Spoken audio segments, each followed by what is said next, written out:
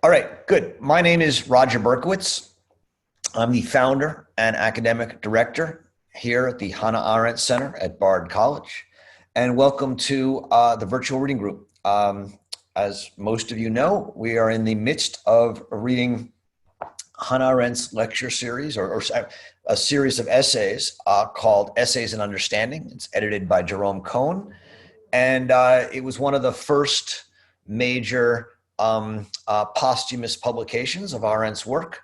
And it contains really many of her most famous essays that were not published during her lifetime. Earlier on, we were reading some of the very early essays prior to her leaving Germany in 1933, or fleeing Germany in 1933. And now, for the second week in a row, we're reading a group of essays that were written right near the end of the war. So today we're reading Organized Guilt and Universal Responsibility. It was originally published as German Guilt in the magazine Jewish Frontier in 1945, as well as a short book review, a book review of Denis de Rougemont's book, The Devil's Share, which she published also in 1945 in Partisan Review. So, I mean, let's just remember Arendt has not yet published a major book. She's in the United States. She's learned English, writing in English. She's largely at this point has written mostly for Jewish publications, Aufbau and others. And so this first essay, Organized Guilt and Universal Responsibility, comes out in another Jewish publication, Jewish Frontier. I mean, this is how she makes her way in the United States when she first gets here as a stateless refugee living in New York and trying to find work. And so she writes for largely for Jewish publications. This essay, Organized Guilt and Universal Responsibility, is important for a number of reasons. One, it's I think a spectacular essay, and we'll get into that. It's also many of the ideas in this essay, I would say even many of the lines written in this essay are going to appear in her first major book, The Origins of Totalitarianism. This is without a doubt an essay that is formative in her thinking about totalitarianism. And so as we read it, those of you who've read the book Origins, will certainly get to see those connections, and that's exciting. Okay, so how do we make sense of this book, this essay? Well, the essay is in 4 parts. She numbers them. The first one is unnumbered, and then parts 2, 3, and 4. And so I'm just going to try and give a quick account of these 4 parts, and then we'll move on to discussion. So the first part, the introduction, is really about. It's actually quite confusing. I think if you I don't know how many of you found it so, but what it's really is she's trying to offer what she calls the real political conditions underlying the charge of collective guilt of the German people, right? So the essay overall, called Organized Guilt and Universal Responsibility, is about this question of collective guilt, one of the questions that she writes about her entire life. Is it right to say that all Germans are guilty or all humans are guilty? What does that mean? And so she starts with what she calls, what are the political conditions, the real political conditions that underlie this charge? And she says that the real conditions are that there were terror organizations in Germany.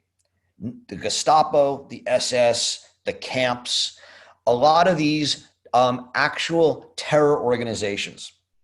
And originally, from the mid-1930s up and through, probably 1940, 1941, these terror organizations were largely comprised of criminals, criminal elements, and Nazi party members, people who had been drawn into the Nazi Party. Starting in the 40s, what Himmler did is he opened these up to everyone in Germany, so that now you didn't just have criminals and criminal elements and party members running the camps. You had regular Wehrmacht, army soldiers who were now in the camps. Whereas originally the final solution was something that the inner circle of the party tried to keep secret, they now started whispering about it and let it be known. And they actually publicly proclaimed things like measures of liquidation. And she says this actually became a Nazi strategy, especially as the Nazis started to lose, because what they wanted to do was deflect responsibility from the small group of Nazis and say we're all responsible. So it became a Nazi strategy, a political strategy, to involve the entire population of Germany in this guilt. So that's the part one of the essay. Part two of the essay is where she asks about what she calls the magnitude of the catastrophe. What actually happened? And here's the thesis of the essay. I mean, I think the sort of core argument. It's about the loss of the boundary separating criminals from normal person, the loss of the boundary separating the guilty from the innocent. And what she says is that the totalitarian policy of the Nazis, and here she's talking, in this essay, she's talking about the Nazis. In the book, The Origins of Totalitarianism, she's going to expand it to the Bolsheviks, right? So we just should keep that in mind. But the totalitarian policy has completely destroyed what she calls the neutral zone, in which daily life and the daily life of human beings is lived. Everybody in Germany, and now she's going to expand it, everybody even outside of Germany, maybe in Europe, and even in the United States, is in some way complicit in what's going on. The existence of life, especially in Germany, she'll say, depends on either committing crimes or being complicit in the crimes. Even those, she says, who continued to be supportive of Hitler and aided his rise to power. And then here she says it, in and out of Germany, right? Even people who outside of Germany said, okay, let him, he's German, let the Germans do it. He's not so bad, whatever it is. These people, she said, were complicit. Now, she then makes a three-part distinction, which, I think we can talk about later in our discussion. I think it's fascinating. I think that's fascinating to think about it in the world today. She makes a distinction between, she says, on the one hand, the number of people who were responsible and italicized and responsible and guilty was actually very small, right? The number of people who were actually both responsible for the Holocaust and guilty of doing something was very small. But she says, many people were responsible but not guilty. What does that mean, to be responsible but not guilty? She says that means to be supportive of Hitler, to aid his rise to power, again, in and out of Germany, but they didn't actually do anything wrong. They didn't commit crimes. And she says what they're guilty of is not the Holocaust or mass murder. What they're guilty of is bad judgment, right? They're guilty of not being able to make good judgments about modern politics. They elected a mass murderer. They aided a mass murderer, but they didn't maybe even know what he was going to do. They just had bad judgment. The third group, she says, are those who become guilty without being responsible, right? So she said, like, a small group of people are both responsible and guilty. Then there's others who are responsible but not guilty. And then there's this third category who are guilty but not responsible. She doesn't say that much about it here, but I would argue that the kind of people she has in mind here are people like Adolf Eichmann, people she's going to write about later, who was not one of the ones responsible for the Holocaust. He didn't set it in motion. He was a lowly corporal, lieutenant corporal, but he was guilty in that he allowed himself to be used and part of it, which is why she thinks he needs to be hung. So the extreme horror, she says, is not just that those who are responsible but not guilty, but it's from the vast machine of administrative mass murder. And that's, and this is a theme that she was going to bring about in all of her writings on this, that in this administrative mass murder machine, everyone is either an executioner, a victim, or an automaton. And everyone, she says, is forced to take part in one way or another in the workings of the machine of mass murder, even if you're just a bystander, at which point, again, you're not guilty, but you share some responsibility for it. So how do we deal with all these different levels of guilt and responsibility? And here she says we run into a problem, because she says there's no political method for dealing with something like this, these administrative mass murders. How do we politically deal with it? We could wipe out Germany.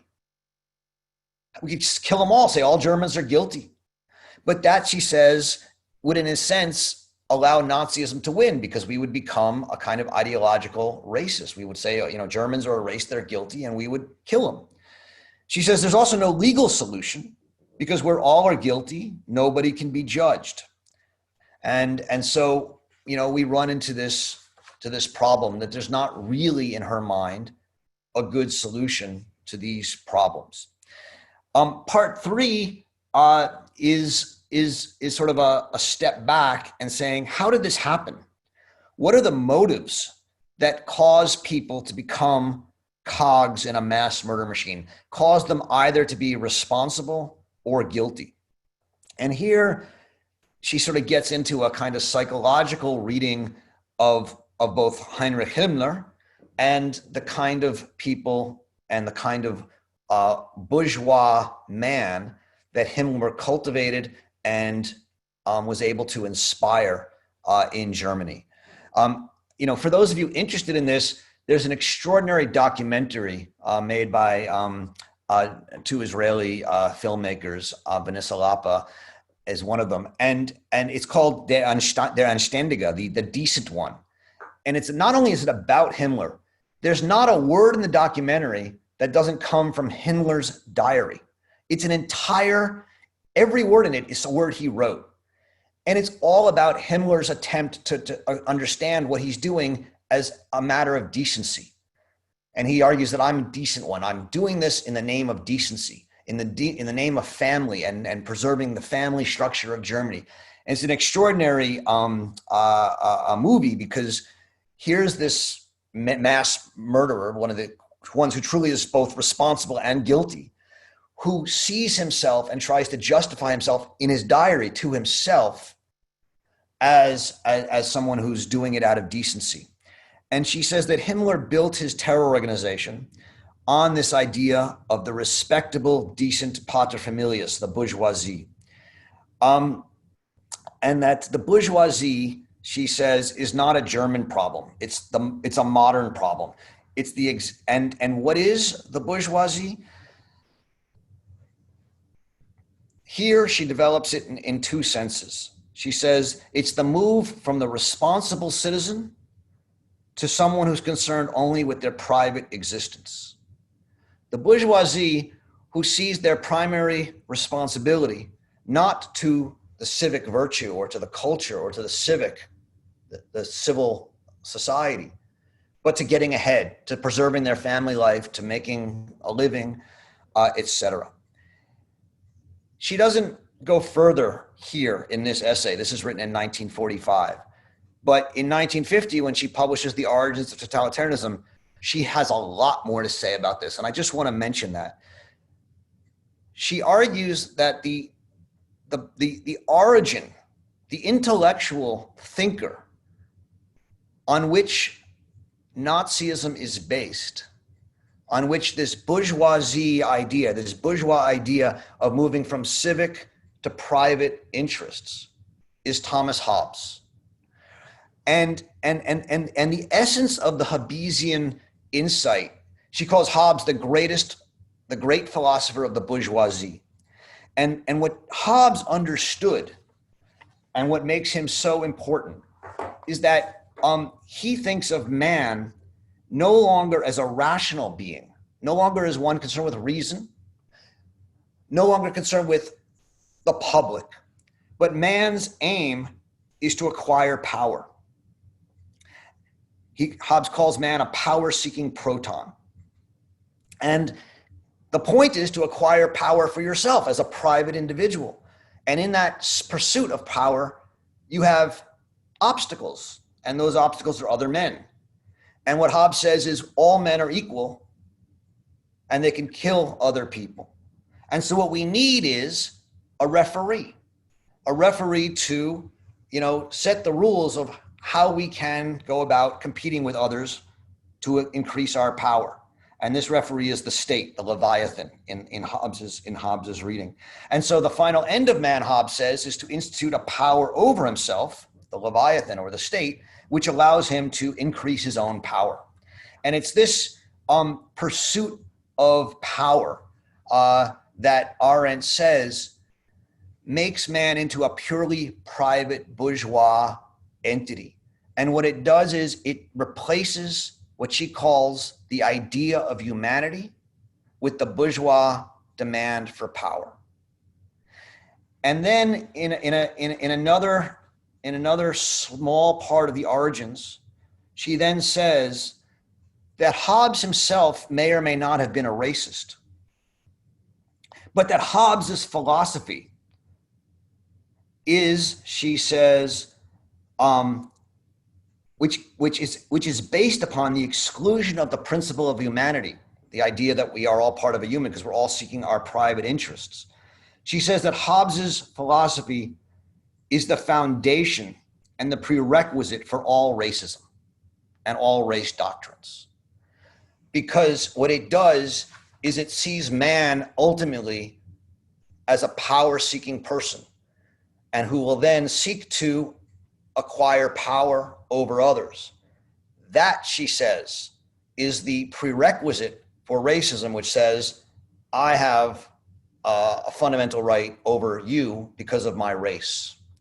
And it's that rejection of humanity in the name of private superiority, private interests, which she says is the foundation of all race doctrines. The last part of the essay is on this question of what she calls from the idea of humanity to racism. And what she says is, many people now say, I'm ashamed of being German. And she says, what I say is I'm ashamed of being human. And what she means by that is we humans have lost our idea of humanity, this ideal of humanity that she thinks ends philosophically in the tradition with Thomas Hobbes' retreat from the idea of us as humans and to us as individuals seeking our private interest, and thus races seeking our racial private interests. And she says the idea of humanity is the only guarantee that one superior race after another may not feel obligated to follow the natural law of the right of the powerful and exterminate inferior races unworthy of survival. So it's this threat to the idea of humanity that Arendt sees as the prerequisite for Nazi race doctrines and race doctrines in general. And what she then ends the essay with is her claim, again repeated in the Origins of Totalitarianism, that the precondition for all modern political thinking is to reject this, is to recognize that we are living in a time of the loss of the idea of humanity, to recognize that we are living in a time of the bourgeois power-seeking man, that we are thus to recognize that we're living in a time of a contest between individuals and thus also a contest between races. And then she says, within all those recognitions, to live in fear and trembling and to realize of what man is capable of. And only in such fear and trembling can we then begin, she says, to think politically about how we live in this time. It's a pretty extraordinary essay for only an 8-page essay. I look forward to hearing what you say about it. The other essay, Nightmare of Flight, that is published here, is very short. It's mostly a book review. I don't want to get into it too much. The one thing I'll say is that what she likes about the book, despite all the problems she finds about it, is that the author, Denis de Rougemont, recognizes what she calls the reality, right? The reality is that Nazis are men like ourselves. Namely, we are all living in this world where we are capable of what the Nazis do. That doesn't mean we're all Nazis, right? That's sort of the Stanley Milgram, that we're all going to do evil. It's that we're all capable of it, and that humanity has lost any ideals about what it's not capable of. We have to confront that and live in the recognition of that. And that's what she finds important about the David de Rougemont book. All right, I'm going to stop there and open it up for questions. As you know, 2 ways to ask questions. You can use the chat function to raise your hand. And you can also write in the chat questions. I may be on the wrong thing. Are there any questions to get us going? Anyone want to start, or should I go through the chat? I see a question in the chat. Did Hannah Arendt ever write about her thoughts on the Nuremberg trials? Yeah, she did in numerous places. In the Eichmann book, Eichmann in Jerusalem, she discusses the Nuremberg trials. And also in some essays. I don't know if they're going to be in this book or not, but certainly she does. So yes. Am I?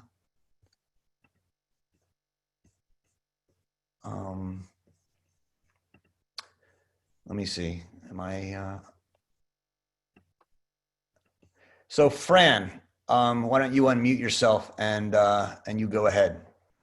Thank you. I just want to maybe say something really quickly to the last part of the first essay about like fear and trembling and shame. And it's just an acknowledgement that when I read this essay today, I felt a lot of fear and shame and trembling. And I also think that this kind of like extends to this discussion group, for example, where I think like in terms of like systems, like how can we talk about mass murder? How can I sit here and read this this dialogue between the question and the answers? Did you kill people in the camp? Yes. Did you poison them with gas? Yes. And it's just an acknowledgement that I want to express that I find it also very scary to talk about this in this group. Yeah, Fran, I mean, first of all, that's incredibly important to say, and I thank you for saying it. Let's take a look at the passage you're referring to, because it's a chilling passage.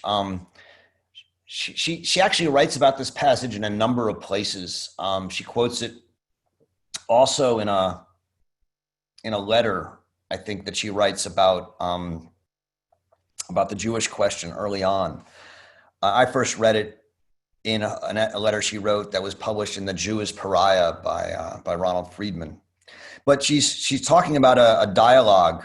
This is on page 127 for those who have the book in front of you. An American correspondent, Raymond Davies, writing for the Jewish Telegraph Agency, comes into the death camp at Majdanek and interviews one of the guards. And the question is, did you kill people in the camp? Answer, yes. Did you poison them with gas? Answer, yes. Did you bury them alive? Answer, it sometimes happened. Now, just to say, did you kill? I think the point is, were they killed in the camp? Not you personally, because that's going to come up. But did you kill people in the camp? Yes. Did you poison them? Yes. Did you bury them alive? It sometimes happened. Were the victims picked from all over Europe? Answer, I suppose so. Question, did you personally help kill people? Answer, absolutely not.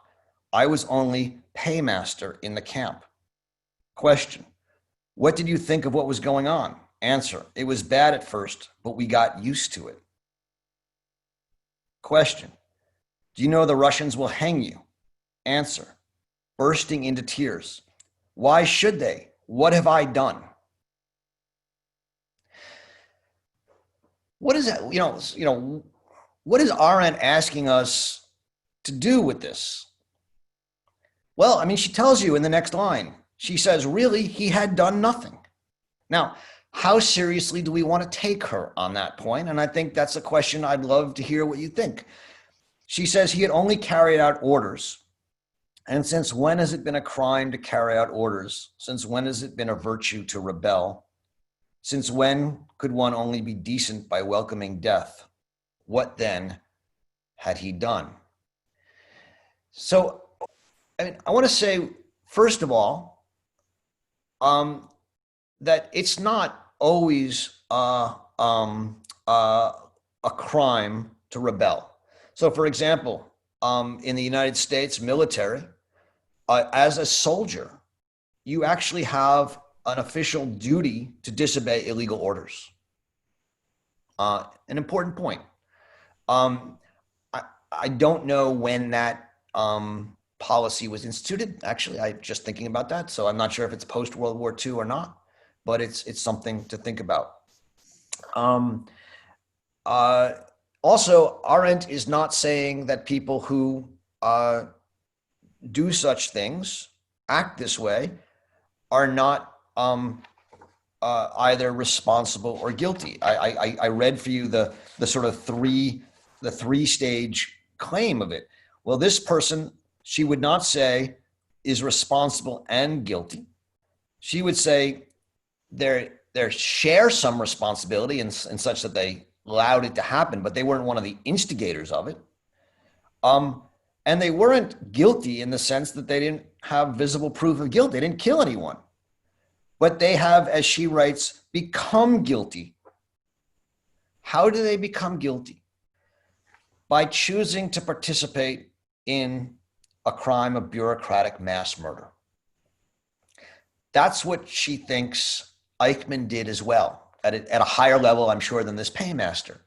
But choosing, as she says in the Eichmann book, politics is not like a nursery. It's not a game. If you enter this world and you choose this way and you choose wrong, you're responsible in some way. You're guilty. Even if you didn't intend it, even if you didn't think you were doing anything wrong, even if you didn't want to be doing anything wrong, you were just trying to keep your family alive, pay for dinner, and live a decent bourgeois life. How do we, I think what Fran is asking us to do, Fran, and I'd love to hear your thoughts now again, is to look at ourselves, right? Look at ourselves. To what extent are we complicit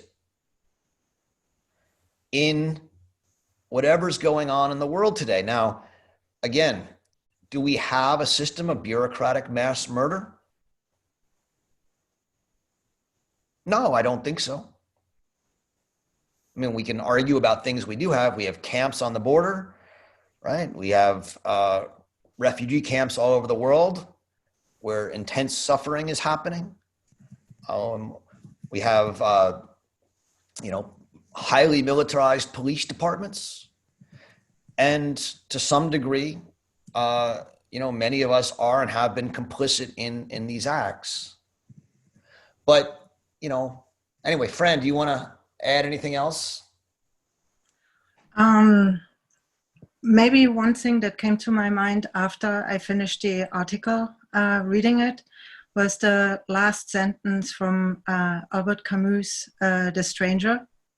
And it says, I wrote it down, I had only to wish that there be a large crowd of spectators the day of my execution, and that they greet me with cries of hate. And I don't know, like I feel very heavy about this article, and also that I'm not 100% sure if it's right to discuss it. Well, why do you, you know, I'd love to hear why you think it's potentially not right to discuss it. I mean, obviously what Arendt is asking us, right? She's saying to be politically responsible in the modern age requires us to confront these issues. We can't actually be political today unless we feel this shame at what human beings are capable of. Because we have to start with reality. We can't, as the next essay says, we can't live amongst a flight of reality. We have to live in the real world. So in fact, it's absolutely essential we have these conversations. So why do you say more about why you think maybe we shouldn't be? I'm just aware that every system and every sort of exchange, like in a public forum, follows like a certain rules, and maybe even like a certain bureaucracy. And I think like my concern is expressed in the second article, Nightmare in Flight, where she talks about the metaphysical opportunism to kind of like leave reality and escape into literature, for example. So we are doing this in a way, we are escaping into an abstract discussion. And what I, for example, understood about the Black Lives Matter movement is like say their names. So we are discussing mass murderers, but like who are the names? Who are the millions? Like individually, and that gives me a little bit of conflict. Yeah, that's all. I think that's a spectacularly insightful point, Fran. So thank you. I mean, I think it's funny. One of the great advantages of teaching and reading Hannah Arendt and having these kind of discussions is they take place, as you said, on an intellectual level. I hope on an intellectually rigorous level. And in doing so, they allowed for us to get some clarity about some of the questions and issues. And yet, and I will say, to touch upon issues of the time, like camps or Black Lives Matter or violence or racism, in a way that, because it's intellectualized, allows us to speak about it, maybe with a kind of freedom that is harder if we're talking about, individual cases today. And so there's, and the advantage is it allows us to have some space for clear thinking. The disadvantage is that it can be abstract and vague. My hope would be that it's not either or, right?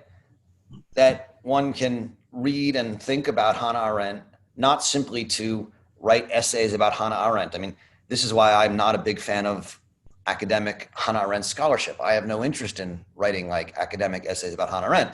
My interest is in the fact that she's one of the most intellectually rigorous, fearless, and provocative thinkers, who then allows us to then think about the world, I hope, in a more thoughtful way. But I think you're bringing up an excellent point. Susan, you're next. I was just seeing that statement as a bit of a contradiction, or maybe I'm just missing the point, but where she says so often where all are guilty, none are, and then she says on page 132 that we can rely only on those who are filled with a genuine fear of the inescapable guilt of the human race. So for me, that sounds contradictory. Maybe I'm reading it wrong.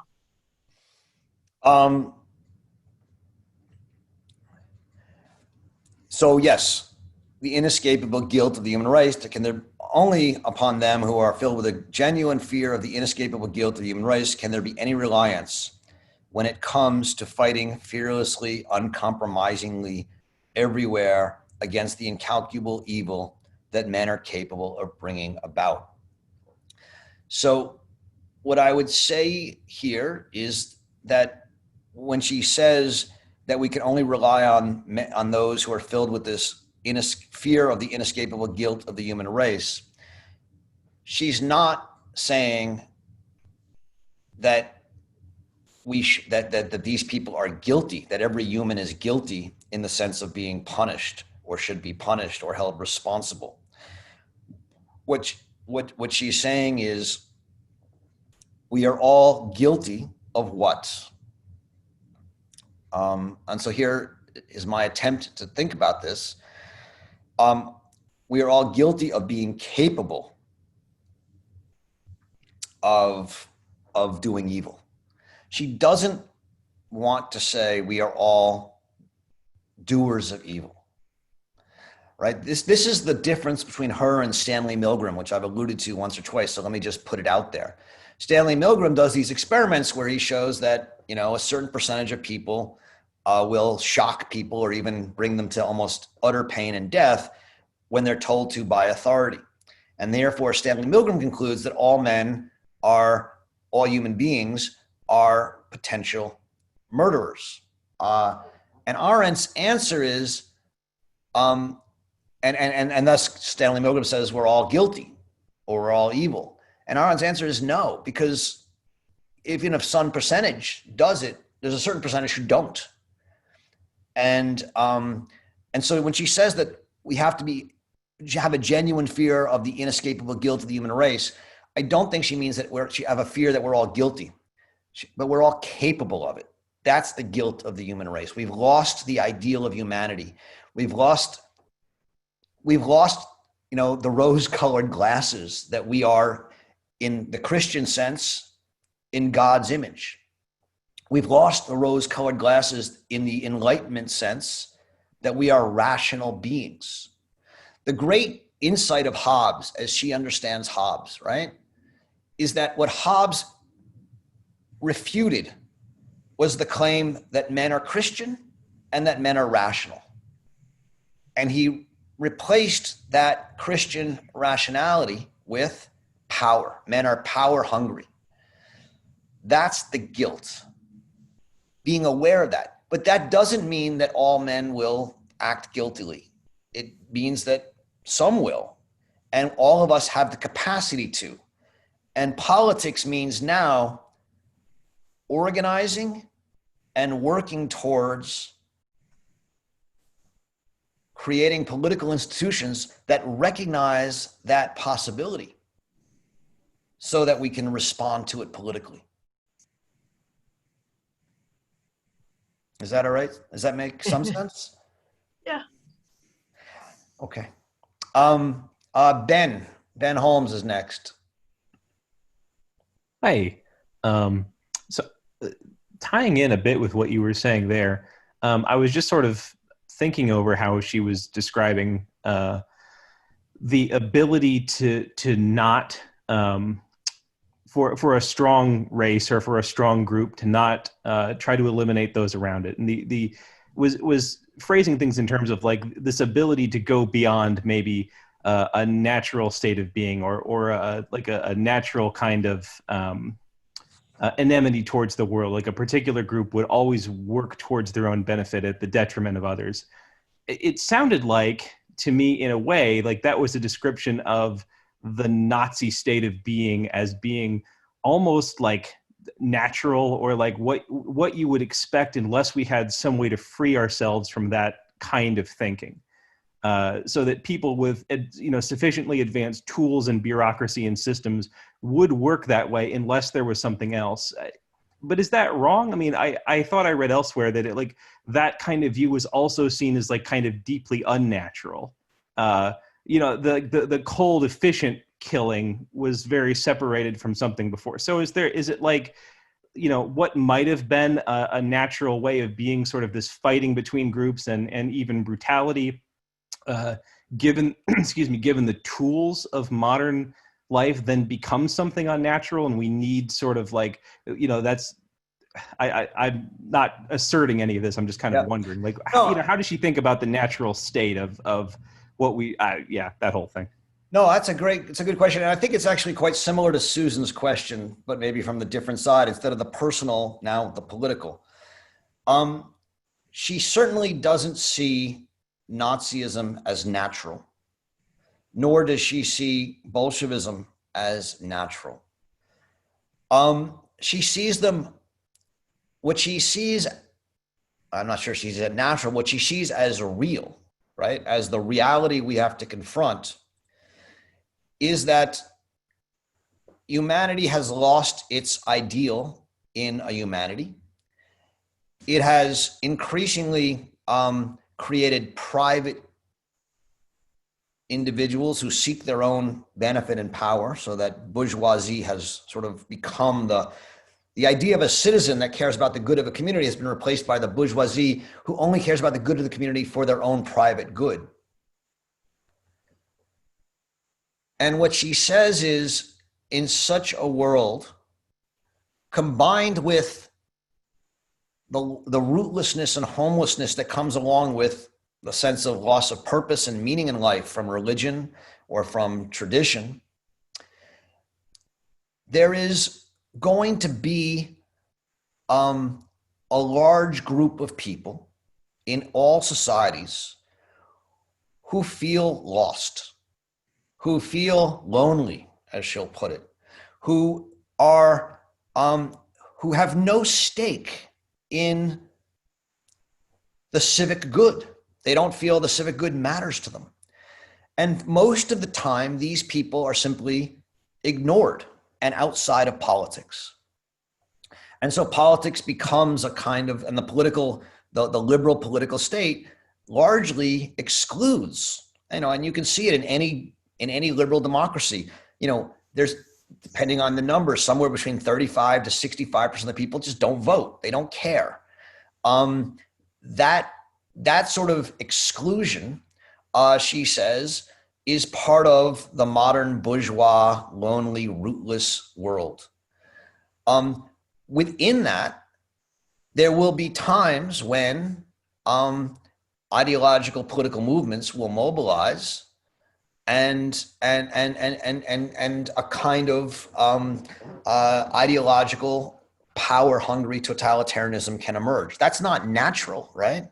That has to happen, and it has to happen through leaders and a movement, and the rise of a movement.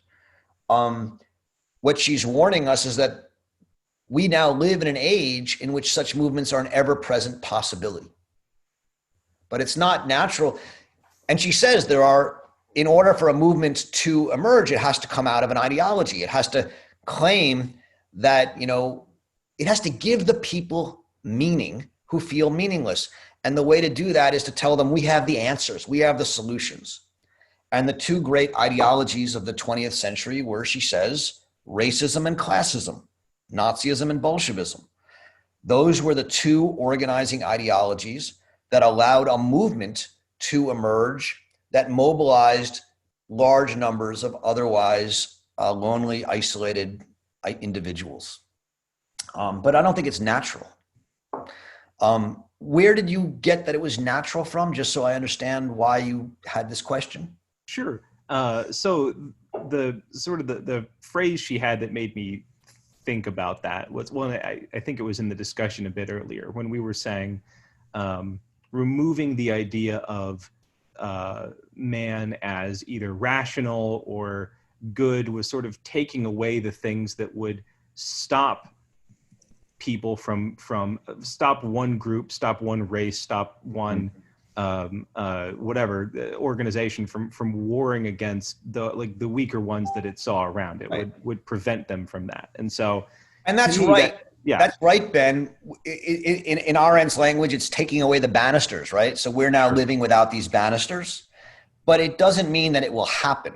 It means it's a possibility. Sure. And that's why, to go back to Susan's question, that's why to be political today means to be ever aware of that possibility. Not of guilt in the sense that we're all guilty, but in the sense that we're all potentially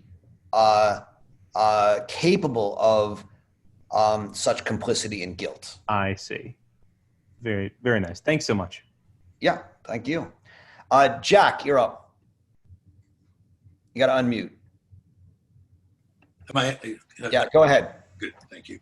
So on this question of guilt, there's an interesting phenomenon that I want to discuss for a minute, which is the guilt of the refugee. As a refugee myself, and being very knowing a lot of refugees, I know that one of the experiences of people who left Germany during the Hitler period, especially in the later years, as we did in '38, a lot of those people give as the reason they didn't resist rather than leave was that it meant death.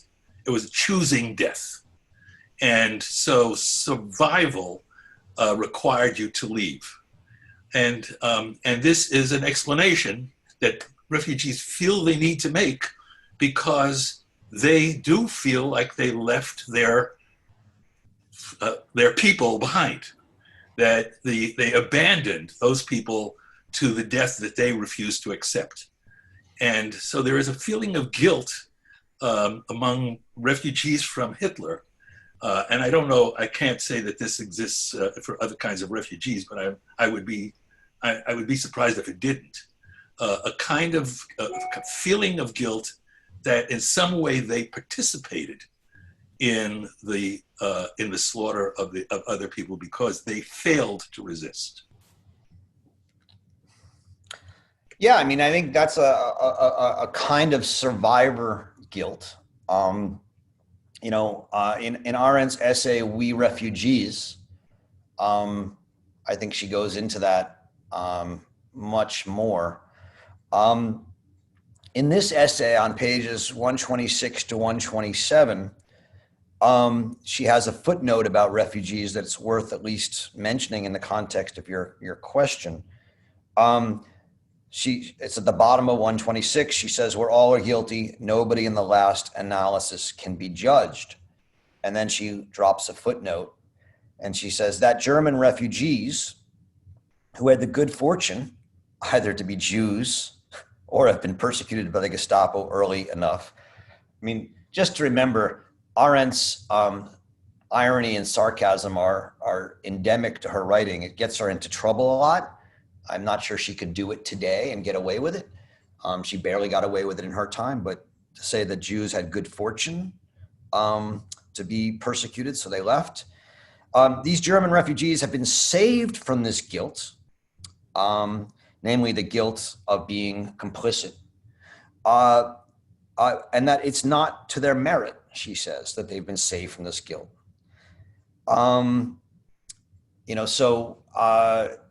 Because they know this, that they've been saved from the guilt, and that it's not to their merit, and because their horror at what might have been still haunts them, they often introduce into discussions of this kind that insufferable tone of self-righteousness, which frequently, and particularly among Jews, can turn into the vulgar obverse of Nazi doctrines, and in fact already has. Namely, we Jews are better than others. We were not complicit. She's warning us against that kind of self-righteousness. In this case, a self-righteousness instead of what you're talking about, which is a feeling of guilt for having left. But I think the phenomenon you're talking about as well is real. Yeah, I think it's felt in any case. It may not always be expressed, but it's very hard to escape the feeling. And to tell the truth, I grew up. I was very young. I was a child, really, when I came to this country, and I grew up wanting to be an American. And then at some point, I decided that I was a Holocaust survivor, and then finally had to take on the identity of a refugee. And then I think I really began to understand this confusion that I felt about being Jewish to begin with, which had to do with partially this strange feeling of guilt. Here I am, an American, right? Safe from all of that. Anyway, I didn't want to take up a lot of time with that. I just wanted to observe it. It's an important question. You know, in the essay, We Refugees, Arendt basically ends the essay saying that the attitude of refugees is the avant-garde political attitude that can save us in the future, right? I mean, she doesn't put it in the words of save us in the future, so let me back off that statement. But what she says is the refugee, insofar as the refugee understands exactly what Susan and Ben have been asking about. The refugee understands the full horror of the modern world and understands the capacity of humans for evil. And the refugee understands what it means to be rendered fully rightless, to be left stateless and homeless and rootless. She says it's that reality that the refugee lives, that if they were to politicize themselves as a group and make rights claims based on their superfluous abjection, they would become, she says, the avant-garde of a new politics. And so, you know, that's one of the reasons she writes so much about refugees is, I mean, besides the fact that she was one, she thinks that they are, in many ways, the group that can make political claims in the name of humanity again, but a different kind of humanity than the old idea of humanity. There are so many refugees in the world today that quite possibly that will turn out to be a prediction for the future. It could be, and if yeah, I think that's an excellent point. Then they'll hear us. But they can hear you. We're going to mute people just so that it works. Steve Greenleaf, you're next. What does? Thanks. I just want to follow up on, when I read this essay, especially the first part, she seemed to be saying that distinguishing the sheep from the goats, the guilty from the innocent, within the German regime was not only the intention of the Nazis to extend the regime, even after military defeat, but it also seems to me raises real questions about how the Nuremberg trials and other adjudications, legal adjudications of guilt, could ever be meaningfully accomplished. And that's why my initial question was what else she may have said later on after the Nuremberg trials. It's been too long since I've read Eichmann to have recalled that. But how does she go from this position where she says only the one who sees into the human heart, or only those who have been hung by the regime, can be identified as not having been collaborators?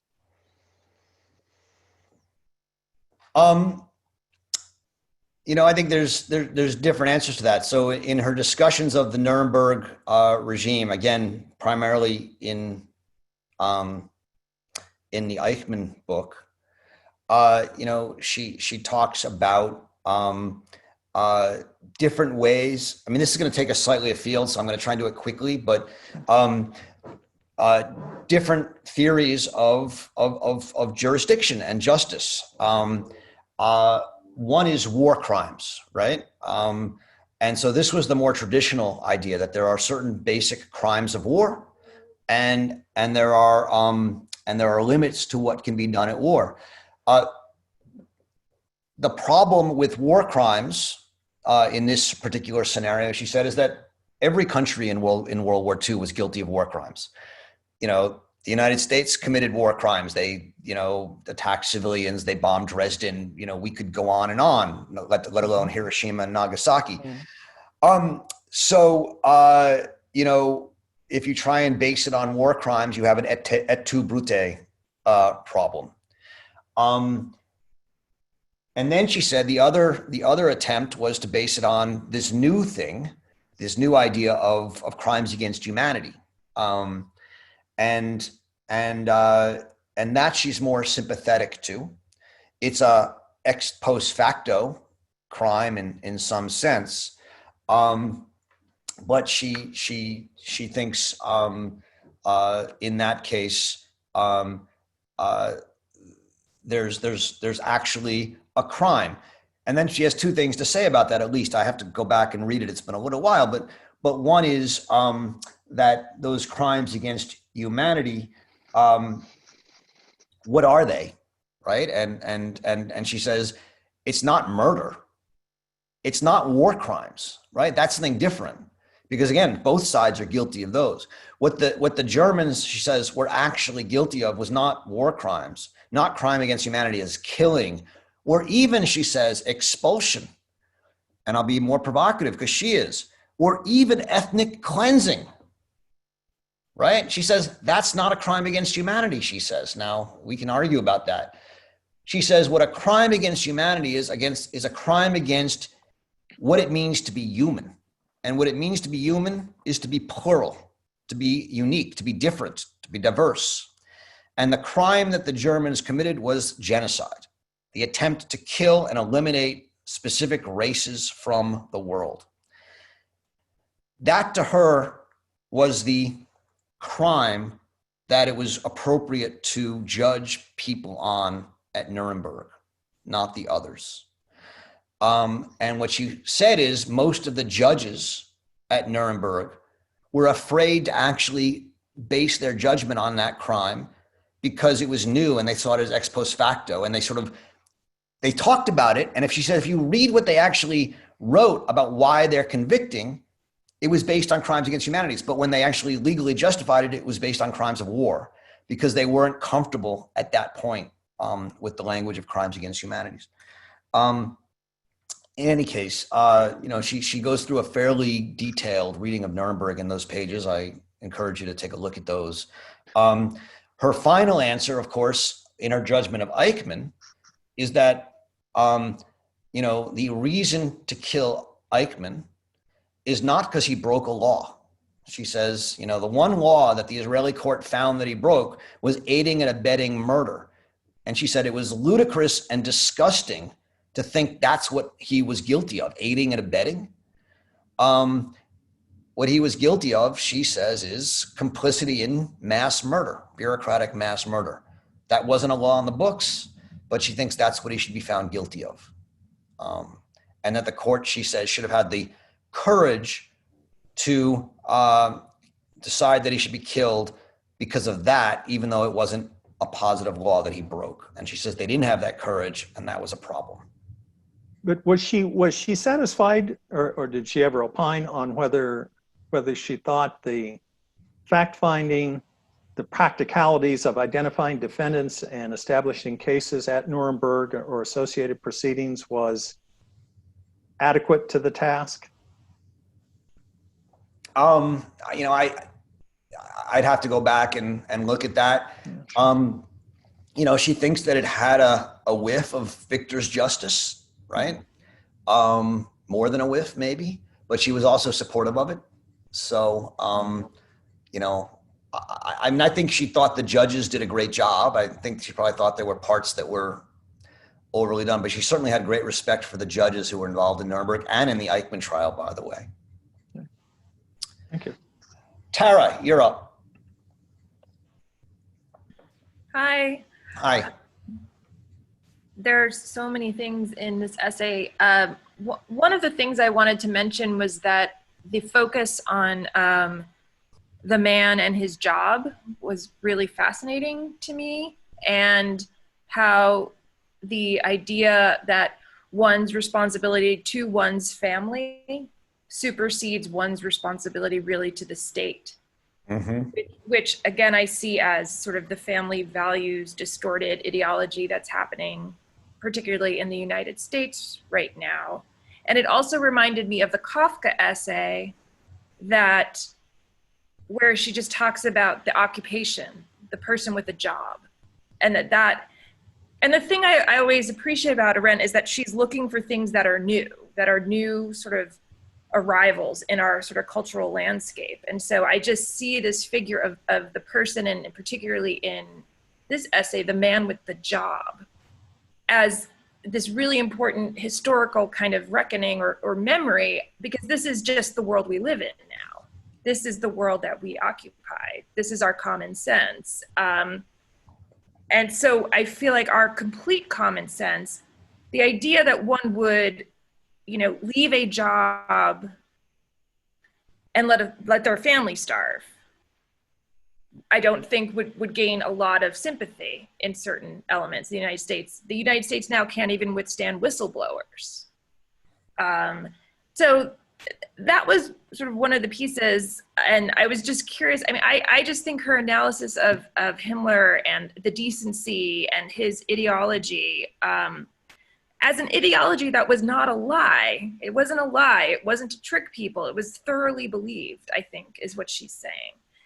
And then how that leads into the beginning of the essay, where, I mean, again, in observing what is new with Nazi Germany, I mean, I felt like she was fairly sympathetic to the German people in the beginning by saying, yeah, like Steve was saying, or maybe Jack, that this was a technique, this was a strategy, right? It was to diffuse the entire Nazi identity through the German population so that they were indistinguishable. And in doing so, it's almost like using like a human shield, right? And it made me link back to even ideas of sort of Muslims in America after 9/11. And so her idea at the end that we don't want to take responsibility for humanity, to me, is the most profound anti-racist statement, right? So I guess I'm not really posing a question. I was just really struck by the resonance with America today, like I often am, and I wondered if other people saw that, or particularly in terms of our necessity for work. Thanks very much. I certainly feel it. I think she has another essay which we've read. I know, personal responsibility under dictatorship, right, where she raises this question of at what point do we have to in a sense, exit, leave our, or become opponents. We also read Karl Jasper's essay in Men in Dark Times about a month or two ago, in which, she talks about what does it mean to live in hiding? I mean, I think you can't, whether it was around 9/11, as you said, with the question of state-sponsored torture, or whether it's today with people in government many of whom went into the current administration with what you might call the best of intentions to try and limit the damage that they saw an erratic, buffoonish, boorish elected president could do. And at what point do you have to exit, resign? And you justify staying by saying, it's the lesser evil. By me being here, I can stop it, right? I think that's, Arendt's answer to that in her essay, Personal Responsibility Under Dictatorship, is people forget that the lesser evil is still evil. And, again, it's a nice bumper sticker. You have to think it through. Are there good reasons to stick it out? She's going to argue that there are, of course, good reasons, but in the end, it is evil. And the more you do evil, the more you make it easier for other people to do evil. And that is, I think, one thing she points out over and over again is that Eichmann says, he's asked at the trial over and again, did you see anybody resist? And he said, no. And she said, unfortunately, he was right. While there were certain individuals here and there who resisted, none of the people that he ever talked to said to him, why are you doing this? How can you be doing this? No one questioned him. And that's her belief, is that you have to set an example. Your moral behavior, your refusal to do the lesser evil matters, because it serves as a example for other people. That could also just show me more, like, where do you instruct? Bill, I know you're up. Bill, it's great to see you here. Thanks. Hey, it's great to be there, Roger. Yes, and thank you very much for the wonderful mention of the interview with Bill Moyers. It was wonderful. You know, I was thinking about the young woman who spoke about how she didn't know if we could be discussing this, and I think I understand where she's coming from, but I have just escaped quarantine. I'm up with some friend's house on top of a mountain and thinking about all things that we're all, that are on our minds. I thought in reading the essay, because I haven't been following, I've just started, I thought the essay was in a way saying, how are you doing personally, Bill T. Jones? What side of history are you on right now? What are you, am I the paterfamilias? Many of us are really, we just want to be safe. We want to do the right thing. And I wasn't sure if now I understand that the concerns of many of the people are on the call, they really are about Nazi Germany. And I'm wondering if in fact we should be thinking about how we will be judged. Now, what do I mean by that? There's a lot of places, for instance, the ecology, for instance. We all know that we have practices that are unsustainable. And we know that our lifestyle, it rests firmly on the backs of many, many people around the world who are suffering because of it. I'm not quite sure I know what to do with what she is saying about guilt, because I think isn't guilt like the kind of baseline consciousness of people in a liberal democracy? You feel guilty. So what was the purpose? What do you think the purpose of this essay is, Roger, for us right now, trying to see past the election, trying to understand if this present regime, which is, I think, potentially as murderous as anything that we've seen in the past, and yet we are sitting and having a very wonderful conversation about it. What was this essay about for us now, in your estimation, Roger? That's well, as always, Bill, you get right to the heart of it. To me, the essay is about confronting reality. So much of Arendt's work is about confronting reality. One of maybe my favorite of all of her sentences, but, and she says it numerous times, is that understanding is the premeditated facing up to and resisting of reality, whatever it may be. The next one is called Nightmare in Flight, and it's about the flight from reality. Here, she's making a basic point, right? Remember, this is early in her work. She hasn't really written her main works yet, but she's making a basic point that to say that the Germans are guilty, or to say that everyone is guilty, is to excuse everybody. We're all guilty, no one is. And what she sees is there's an evasion of reality, and the reality is we are all capable of this. And and this is back to Susan's questions. Are we all guilty? We're not all guilty in the sense that where everyone's guilty, where no one is. We're all guilty in the sense that we have a choice to make. How do we act in this world? How do we act amidst the environmental degradation? How do we act amidst refugee crisis? How do we act amongst camps on the border? And I take the essay to be about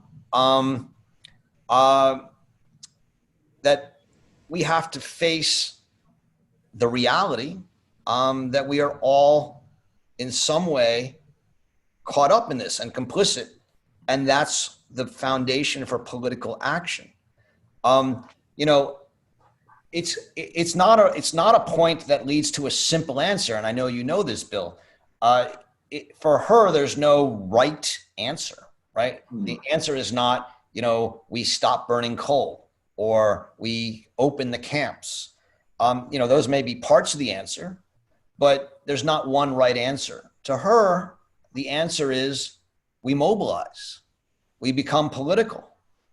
We realize that in our world, politics demands our action, our participation. So Roger, so does Yeah. that mean that the people who Friday afternoon are the young people who are out raising hell? That's what I'm getting from it. Yeah, that's where you and I agree, right? Yeah, that seems to be the only, that and vote in the election or go out right now and raise hell. Anything else in that, I feel like I'm equivocating. And believe me, I don't know, I'm not trying to force you, but I don't really know how to show up. I don't really know how to show up at this moment so that this is not someone writing about our time now as she was writing about her time. And that's all I want to say, but it's a fascinating discussion. Yeah, I mean, you know, my view is, and this is what I was, at least in part, trying to get out, writing about the interview Bill gave, which if you haven't listened to it, I highly encourage you all to do so. We linked to it in the Amor Mundi that went out yesterday. I'll go out again tomorrow on Sunday. You know, yes, we have to support the young people, but, and this goes back to Fran's first question as well, we also have to exercise our responsibility as adults, which is to teach not what they should do. This is my problem with so many of my colleagues who think that their job is to tell students what to do. No, our job is to teach them what's already happened. To teach them about the world we came from. And it's to make them understand that our world, with all of its problems, had its goodness to it and its badness. To make them understand that we made compromises, but there were reasons for making compromises, and that it's not all bad. And they shouldn't burn the whole thing down. They may want to change it. They may want to revolutionize it, but they have to understand it and understand it as a world that had some sense to it. And so part of my response to the young people is yes, and I'm out there with them, but I understand I'm an accessory. I'm someone who's giving support, but it's not my job. I'm too old, right? But I do think it's my job to say, when you go too far, when you make mistakes, I should at least be there to say, I support you, but, right? And, so if they want to burn things down, I should be able to say to them, not only do studies show, but common sense shows that the more violence you use, the less effective you're going to be. Yeah. And so I have to, and if I'm not allowed to say that, because if I'm saying that I'm going to get fired or canceled, I have to say to them, you have to listen to some of your elders. We have some knowledge. We don't know the future, but we can tell you a little bit about how things work. And that's, this is not Arendt. This is Arendt in her other essay. This is all written about in her essay, The Crisis of Education, which to me is one of the most brilliant and important essays of our time. But, to try and talk about both your and Fran's essay, I see this as a support for people getting out and raising hell. But I say it's also a support for them getting out and raising hell while also reading people like Hannah Arendt and confronting reality and trying to be rigorous and not getting caught up in an ideology, because that's where it gets dangerous. I don't know. Is that, where do you come out, Bill? Well, no, I can't do better than that myself. I'm in the same situation. As you know, in my business, I'm surrounded by the very young. As am I. Yeah. And they're just one step away from saying, you pathetic, delusional person. You really speak a good game, but history tells us what has to happen. Now, at the time when Hannah Arendt was writing this, did she have the wherewithal for somebody to nail Himmler? I know it was probably a very different world, but we do now. She was a very bright person looking at what was going on, and she was able to write about it. We not only are able to see what's going on, but we have, I don't really know, here I'm getting in over my head, what are the tools right now to do more than to observe and remark on, beware, this has happened before. What else can we do? And I think you've said it. Maybe somebody else wants to take it up, but there is a sense of frustration that Hannah Arendt was speaking so clearly, so articulately. And then it was history rolled, that juggernaut rolled, and all that horror happened anyway. Now we're aware now. What can we do so that maybe the juggernaut does not have to roll forward? And that's all I'm saying. I'd be curious to know what others think, but thanks for the question. Thanks, Bill. And I think you're right on. And I think the best thing we can do, honestly, is keep talking to the young people. We support you, but talk to us. That's where I would come down. Mm-hmm. Amori, you're up next. Oh, well, thank you, Roger. Hi. Just very quick. I have a question, and I think it's the same question that Anita has, is to explain what is not only in this essay, but maybe in afterwards, the distinction that Arendt made about guilt and shame. I think that's would be a very interesting differentiation to make in order for what we are discussing.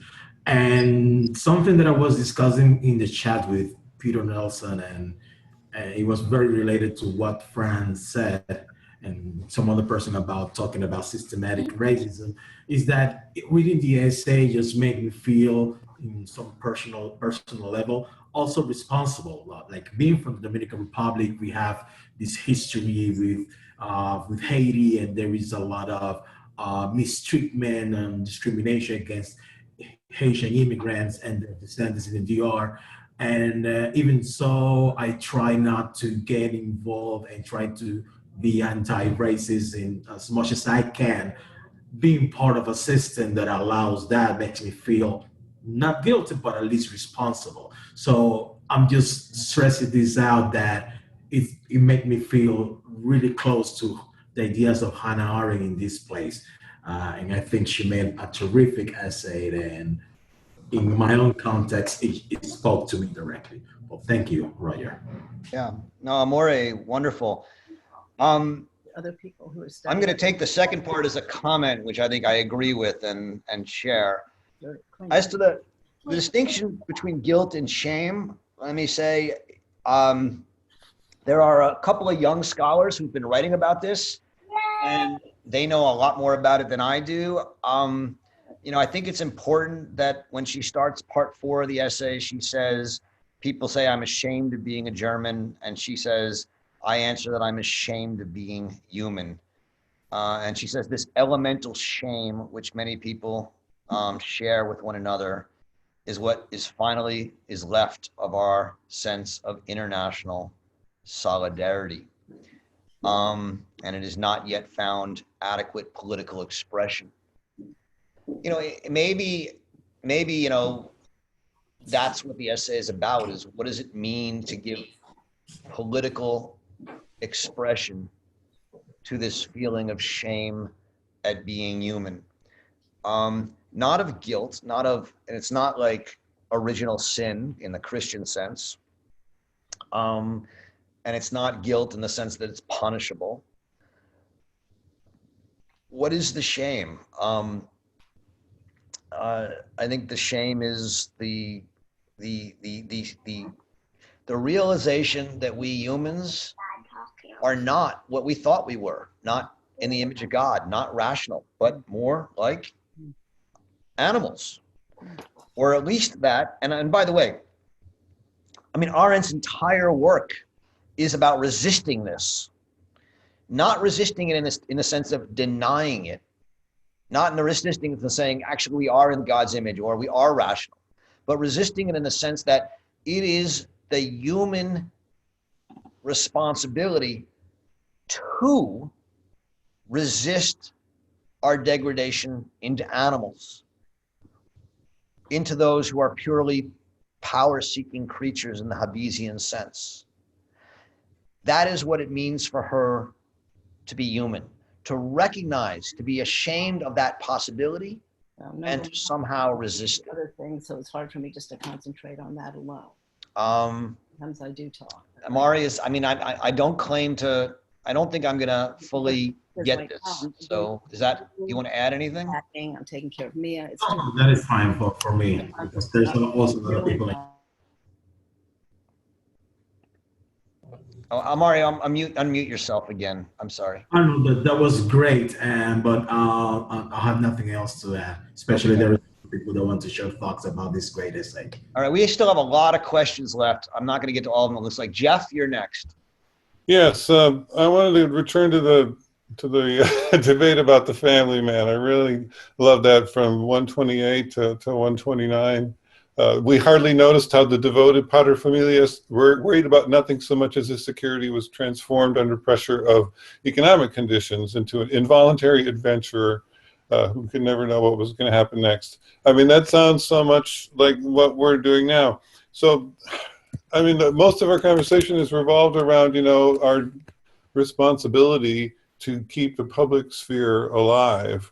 But if your family's not surviving, then there just doesn't seem to be any chance of being able to handle that part as well. And you say, I mean, just read an article just before the thing about, the crisis in childcare, which of course is ongoing, but can only be, amplified by the current stuff going on. So the Nazis, they said, okay, well, we know this is going to be the most important thing, so let's do everything we can to wedge our interests into this instinct to take care of your own family, and it worked, largely. And I think that, the Trumpians are, if not already, they're going to wise up to the same strategy. I mean, how can we? So I guess what I'm pushing against is this exclusive reliance on this moral responsibility. It used to be to God, now it's to just the civic sphere. I mean, can that really hold up against basic survival instincts? It's my colleague and friend Uday Mehta, who's written some of the best stuff on liberal politics around, makes the argument that that's quite consonant here with what we've been talking about, which is that at the core of liberalism, as it emerged through Hobbes and others, is the demand for security, right? And this demand for security, really diminishes mankind, humanity, insofar as it suggests that the reason for life is to live, not to accomplish wonderful things or create a great world. It's to stay alive. And this is to diminish man somewhat to being an animal in some sense. This is the argument of Hannah Arendt. Which is not to say that staying alive is not a welcome thing, but to make life the highest good is, she thinks, to diminish man, which is why she'll argue in the Origins of Totalitarianism that there is no human right to life. A very radical argument that human rights scholars still acknowledge, but really refuse to address. For her, the true human right is the right to speak and act in public in ways that matter, to be significant, to be meaningful, to be able to be a meaningful participant in a human community. that's for her what it means to be human. And so if you think of it in that way, you can see what she's talking about in this retreat, this transformation from the perspective of the citizen, the one who has the right to speak and act in ways that matter, to the perspective of the private individual.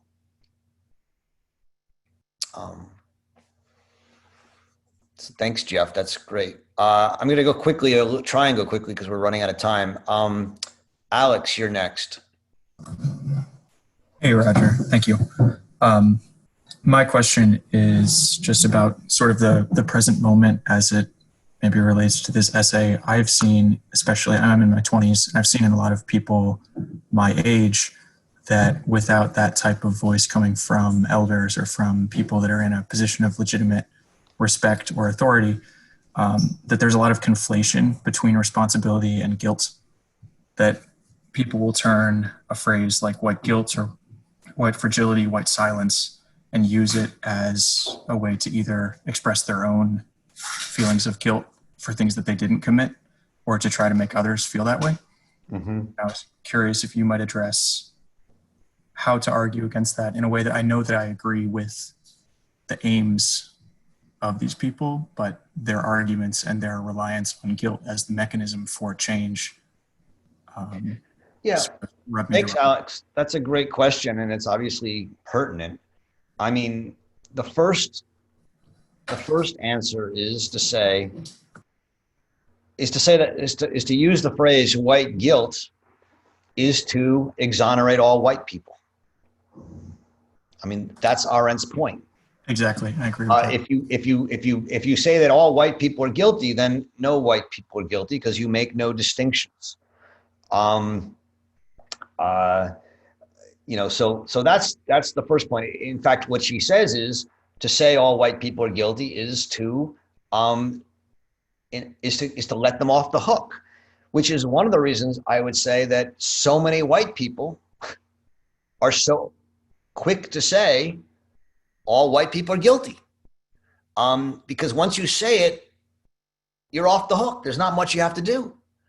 The point is, are you doing something you should be guilty of? And if you are you willing to change it? That's the question to ask. What is it you are doing that you shouldn't be doing? And, everyone talking about, I have my privilege or I'm guilty. I don't care. I want to know what you're guilty of. It's not that you're guilty of being white. Because then the second part of the question is, or the answer to that question is, well, which kind of white person? Guilty white people, innocent white people, complicit white people, criminal white people, but also poor white people, right? White people who come from money, white people come from or impoverished, refugees who are white, right? We got all sorts of different white people. And so the point is, white guilt is exactly the kind of flight from reality, the evasion of reality that Arendt's talking about in these essays. Which is not to say, again, that white people shouldn't be doing things differently. But I'm just saying, to at least as I understand the phrase as it's being used and in the way that Arendt thinks about it, it actually excuses inaction rather than promotes action. Thank you, Roger. That's fairly close to my own thinking, but very well said. Okay, thank you. Mara. Are you still here, Mara? Yeah. You got to unmute yourself. Mara? To do it. Oh, there you go. There you go. We hear you. So, camera. Okay, can't do it. Oh, there I am. Thank you. I have so many comments, and one is I want to go back to the idea of humanity and then relate it back to the idea of responsibility. So Arendt brings up here the idea of humanity, and she's pointing to how to get to a political, not solution, but to a political way. But I think that she leaves it open and so unclear in this article because she's writing in 1945, and it's only later with the origins of totalitarianism that she's going to place kind of the locus for politics at the level of the political community. When she says, there are not just bare humans, we need to have like the rights, the right to have rights and be anchored then to a political community for our political action to be meaningful, right? To have a place where our deeds and actions, our deeds are heard. No, our words are heard and our deeds are seen by other people. And further on, and this links to the idea of responsibility, because I think that in this article, the idea of this responsibility is kind of very difficult to pin down. And this is what we have been discussing. But in a later article in Responsibility and Judgment called Collective Responsibility that you've all read, I mean, she's gonna say that collective responsibility, which is linked to being a member of a group in whose name that crime has been committed, and it's a group you cannot leave, which is disputable. But that's the price we pay for belonging to the political community. And I think that is the space that may open up, political action.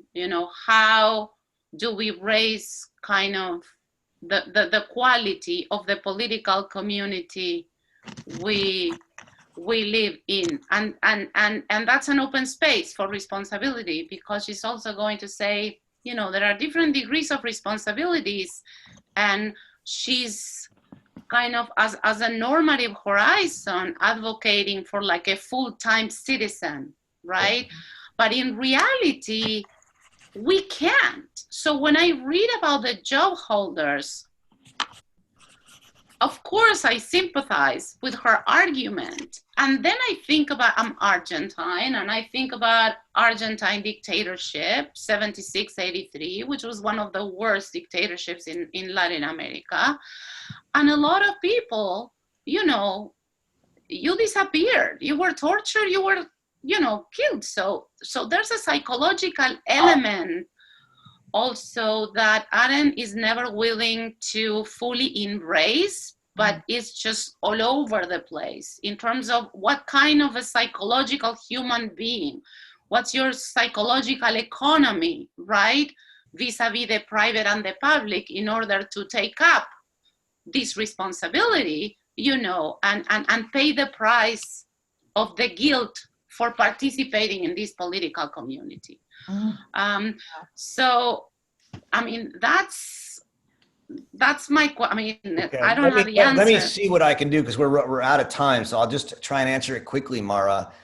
But they're great questions, and I'm not sure I can answer them. I think all I can say is that Arendt focuses her attention on those who risk their lives.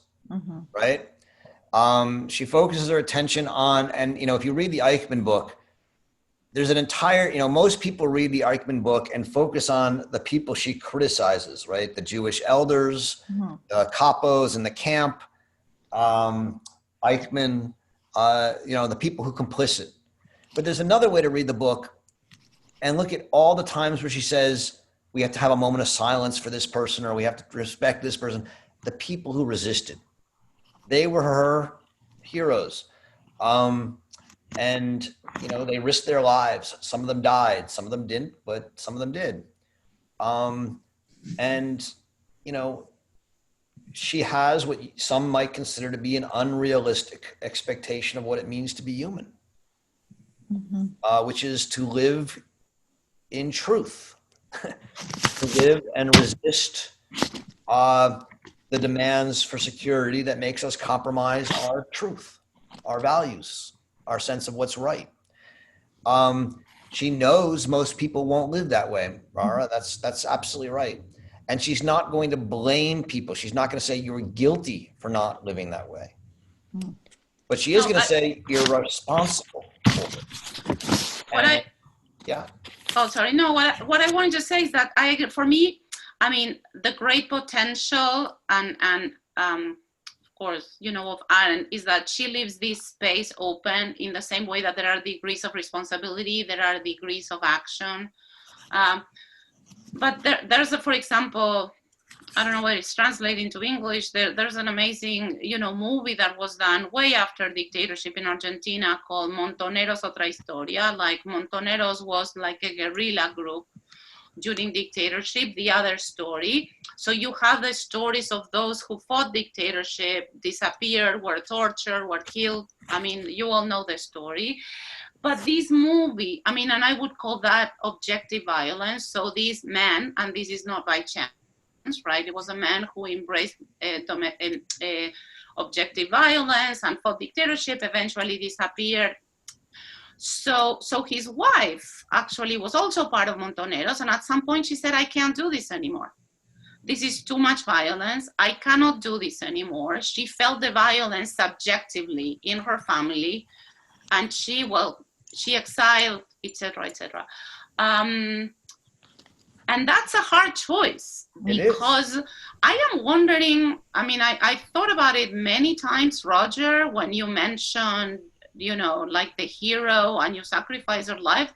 Arendt didn't have children. That's right. It's so much easier to sacrifice your life when you don't have children. Absolutely. As an imaginary horizon at the very minimum. I don't want to monopolize, but I wanted to put it out there because the choices, I mean, we know that, like, it's just hard, right? It sounds trivial. I didn't want to sound so superficial, but these are the real choices that go with the degrees of responsibility that we're going to take. Thank you so much. It's an excellent point.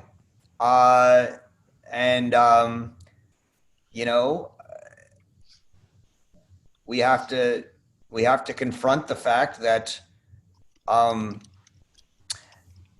she didn't have children. But I mean, all I'll say, and I think you're right, these are incredibly hard decisions, and I don't think that's one of the reasons she always will say, I don't blame the Jewish leaders for doing what they did. They're not guilty, right? She says, none of us were in their shoes. We can't claim we would have done differently. But clearly, she would have liked them to done differently. That's, I think, and the overarching point, and here's the intellectualization, right, is that what she says is, in a time of Christianity, more people would risk their lives because they had something to believe in, life after death, a truth, to live in the image of God. And in a time of reason, more people would have acted differently because they believed that man is a rational being. And what she says is, it's never the case that most people would act differently. But you don't need most people. You just need enough. You need enough to serve as an example. And it becomes ever more difficult to convince people to risk their lives when there's no absolute good, no meaning, no ideal that they believe in. That's the intellectual problem she's dealing with. She's not going to say to any one person, you must risk your life. She doesn't have the arrogance to do that. And so back to Fran's earliest question, the first question, this is probably a good way to end it up because we're already 10 minutes over.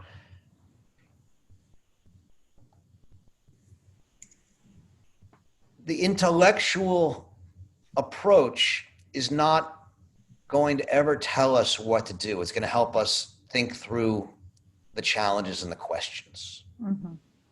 And that's what Arendt is brilliant at. Now, at times, she makes comments on individuals, and she, I think, is telling us, or giving us a sense of what to do, but that's not, where I find her most compelling.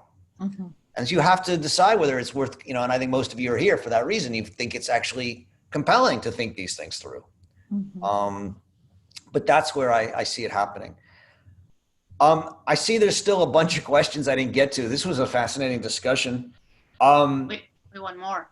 What? We want more. You want more? Well, we can do next week. I'll tell you what, there's 3 more hands up, Paul, Nick, and Nancy. Why don't I give each of you 1 minute? If you just make a comment, and if I have anything final to say, I will, but otherwise we'll finish three quick comments. Nick? Paul first. But keep it brief. Yes, you're on. Nice quote, by the way. Yeah, thank you. So first, I just want to say that Arendt always wrote not to tell us what to think, but how to think. So the first thing we need to ask ourselves with this essay is, how does this tell us how to think about our circumstances today? Mm-hmm. Secondly, there is a huge issue of collective responsibility and no one has addressed it. I, as a climate researcher and educator, routinely encounter people, often sort of affluent white people who think of themselves as liberal, who use an all-encompassing we, that it is we, humanity, like all the people on the globe, have created the climate crisis.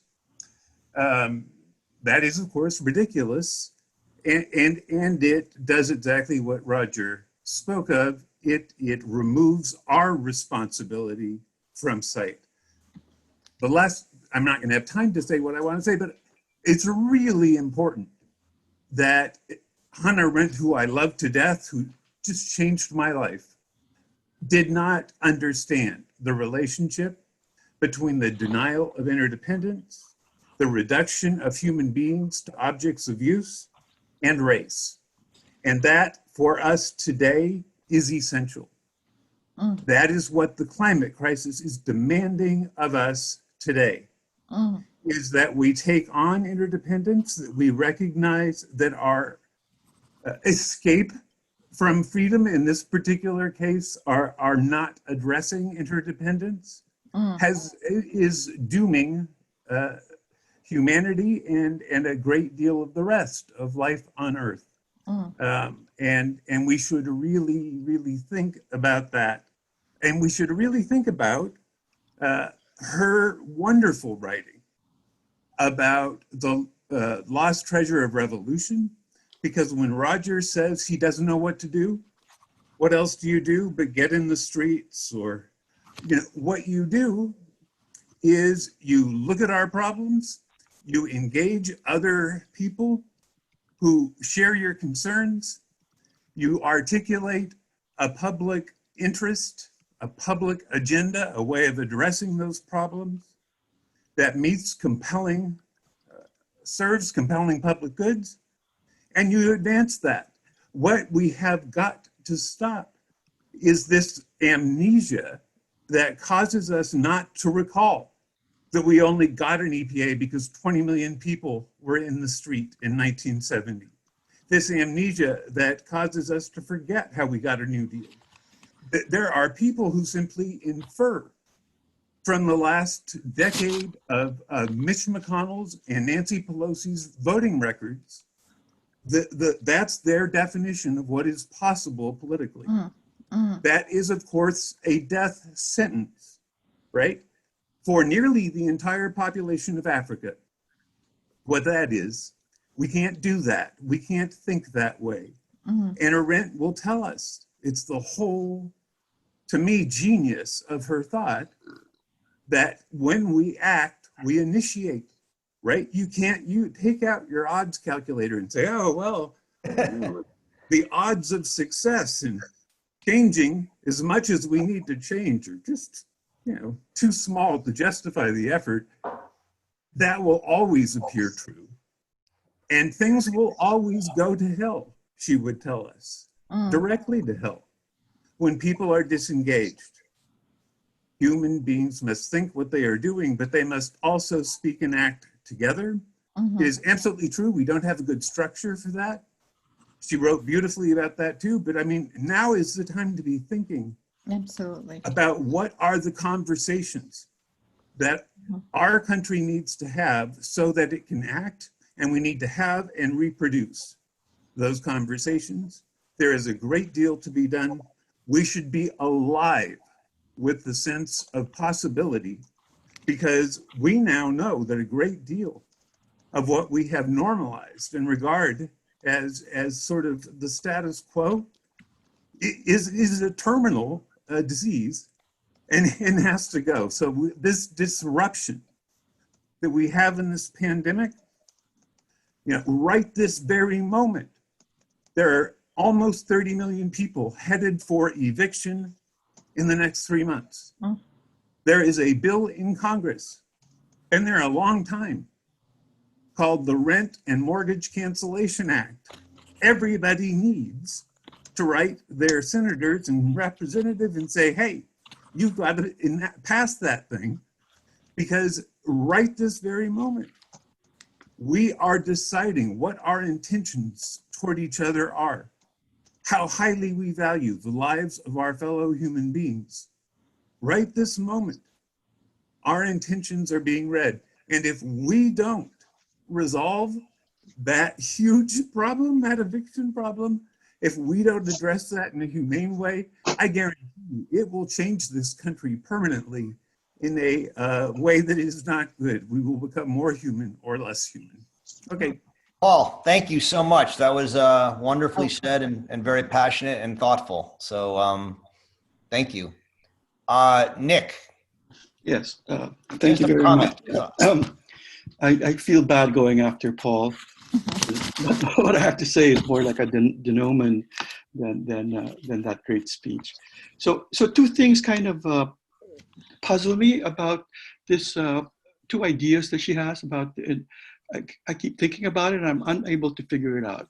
One is the idea that the mass bureaucratic murders can be pinned mostly on this idea of the bourgeois man who becomes a mild man. And what I keep thinking about is that before the bourgeois man, what did we not have a lot of genocide as well, genocide based on race and religion or all sorts of stuff. This was already being done in ancient history from the very start. So the idea of the bourgeois man being responsible, I have a, perhaps he adds to it, but I struggle with that. And the second thing, just quickly, to not elaborate too much, is the idea of humanity, the shame at being a human, the idea of humanity as maybe a possible answer to how we could avoid this thing in the future. And I find that to be very, I know this is an early thought of her, she hasn't politicized it, and I haven't read her totalitarian book. So I find that to be very confusing and not an answer. And to me, the question is, how do we prevent people like Hitler or Stalin from rising up? What makes it possible for them to be there? And what makes it possible for them to get complicit people like Himmler and all these army of people that become collaborators in their crazy design?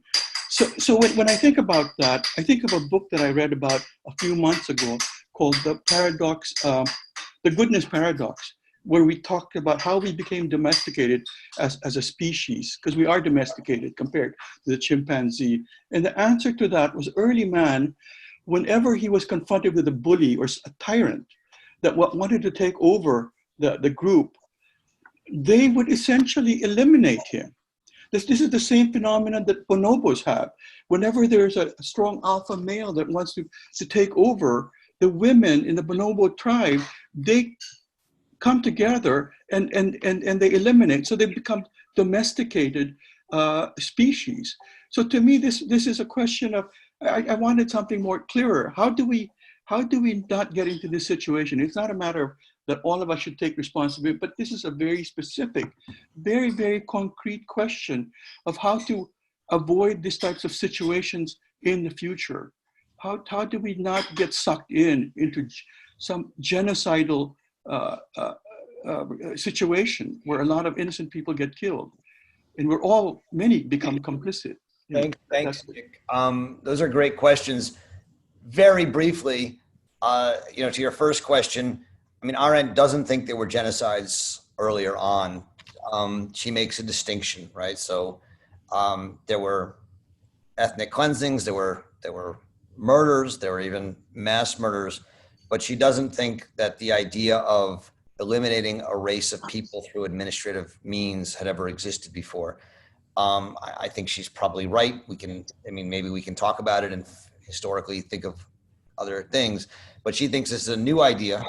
And this leads into your second question, where she thinks it's driven by ideologies and driven by a kind of hobbies, a kind of a desire to grow power based on this bourgeois individual. So how do you resist it?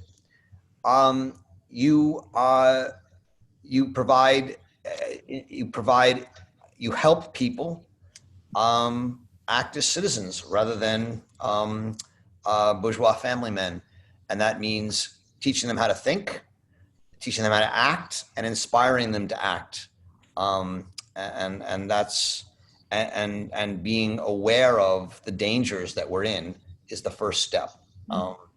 So very brief, and I would obviously have to do a lot more, but I think her work is designed to do exactly what you're asking, which is to not only to understand the dangers, but to resist them. And that's what a lot of her work is about. Nancy, we're way over time, but if you could just quickly say something, we'll very give quickly. Just a fabulous discussion today. I'm also in the situation of being sort of an old veteran of civil rights movement way back in the 60s and 50s and so on, and feeling like I can't really risk being out on the streets at this point, though my heart is with the people who are protesting. I mean, and what I wanted to say is that what I got out of Men in Dark Times was a sense of the diversity of responses, the sense of the possibility of doing something, but you can't. I was very moved by Paul's invocation to action, and I'm very sensitive to that, but I also am trying in my own way to do this or that, to selectively do something, perhaps day by day, because I'm sort of living in the day. I'm living in the moment. I'm not thinking about next year right now or the year after. I'm thinking about what can I do today that would be some small contribution. And that's kind of the only way I've been able to keep sane in this horrific situation we're all in. I appreciate Hannah Arendt's clearing the way for one to understand the situation in a bleak way, and not with taking off some of with notions of afterlife and other sorts of ideas peeled away, that there's a more realistic way to face reality, and I appreciate that about her. But as far as the answer, I don't think there's a global answer for how people can act, and that's all I wanted to say. Thanks. Thank you, Nancy. Well, thank you all. I mean, I'm glad you're all stuck around, those who did, till the end.